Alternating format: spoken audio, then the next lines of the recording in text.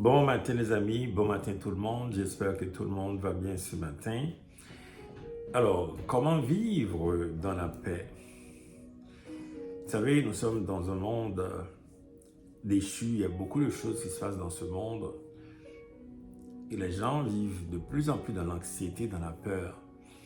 D'abord, pour vivre dans la paix, tu dois savoir c'est quoi la source de ta peur. C'est quoi la source? Est-ce que c'est une source qui est externe?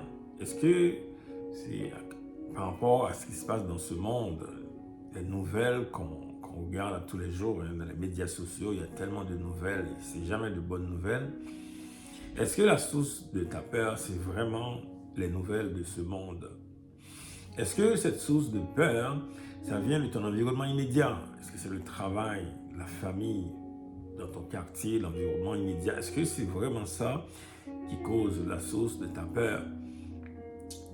Et également, il faut regarder aussi au niveau interne. Est-ce que c'est à l'interne? Est-ce que dans ton mental, dans ton âme, est-ce que c'est là qui vient cette anxiété, cette peur?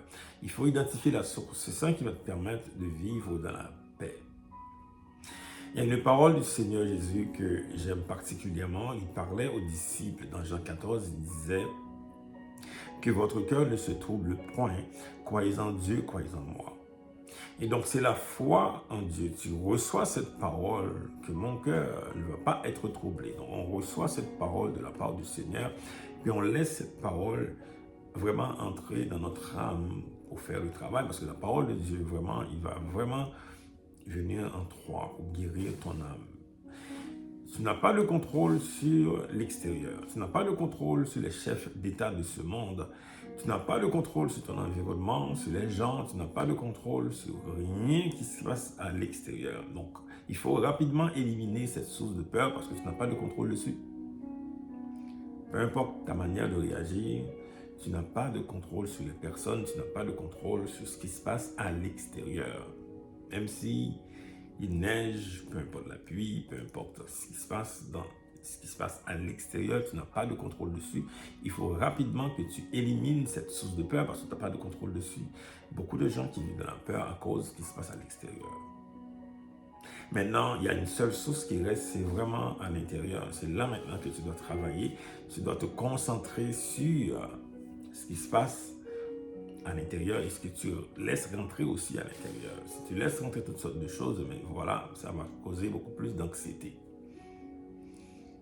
Alors, maintenant, si c'est à l'interne, tu sens vraiment que des fois tu es troublé par toutes sortes de choses, ça veut dire que dans ton âme, il y a une blessure. Et donc, il faut que tu cherches une guérison dans ton âme.